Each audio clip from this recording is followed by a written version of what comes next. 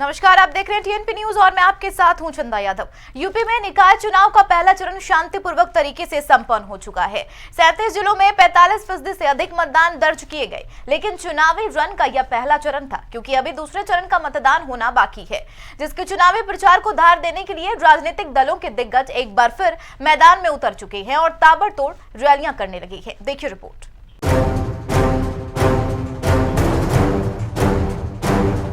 UP के नगर निकाय चुनाव का पहला चरण शांतिपूर्वक संपन्न हो गया।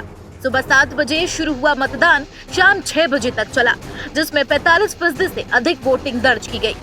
वाराणसी में 38, लखनऊ में 35 और प्रयागराज में तकरीबन 30% मतदान हुआ, जिसमें 37 जिलों के मतदाताओं ने 44,232 प्रत्याशियों की किस्मत का फैसला किया। इसमें 10 महापौर भी शामिल हैं। इस दौरान दिग्गज नेता भी मतदान में शामिल होते दिखे, जिसमें खुद सूबे के मुखिया योगी आदित्यनाथ ने गोरखपुर में वोट डाला। इसके अलावा डिप्टी सीएम ब्रजेश पाठक, रक्षा मंत्री राजनाथ सिंह और पूर्व मुख्यमंत्री मायावती ने मतदान किया। खास बात यह रही कि इस चुनाव में 10 नगर सेवक और 85 प्रतिनिधि निर्विरोध चुन लिए गए। लेकिन पहले चरण की समाप्ति के साथ राजनीतिक दल दूसरे चरण की तैयारियों में जुट गए हैं, क्योंकि दूसरे चरण का मतदान 11 मई को होना है, जिसके लिए राजनीतिक दलों ने अपनी रणनीति पर काम करना शुरू कर दिया है। बीजेपी की असली परीक्षा इसी चरण में मानी जा रही है, क्योंकि पहले चरण की सभी 10 महापौर सीटों पर पहले से बीजेपी का कब्जा है, लेकिन दूसरे चरण की 7 सीटों पर बीजेपी को किला फतेह करने में काफी मशक्कत करनी पड़ सकती है, क्योंकि अयोध्या में बीजेपी ने इस बार मेयर प्रत्याशी बदल दिया है, जिसके चलते पार्टी को वहां ज्यादा मेहनत करनी पड़ रही है। वहीं बरेली में बीजेपी ने एक बार फिर उमेश गौतम पर दांव खेल दिया। इस बार भी उनके प्रतिद्वंदी सपा से आयस तोमर हैं।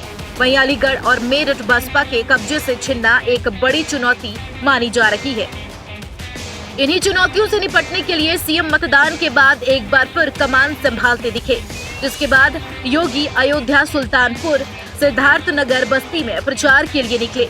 चुनाव प्रचार को धार देने के लिए बीजेपी के स्टार प्रचारक एक चुनाव में पूरी जान झोंक चुके हैं।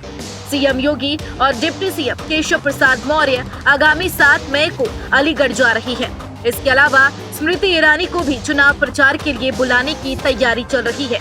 इसके साथ ही दूसरे चरण के चुनाव प्रचार के लिए समाजवादी पार्टी, बसपा और कांग्रेस के भी दिग्गज नेता जनसभा कार्यक्रम में आने की तैयारी में है।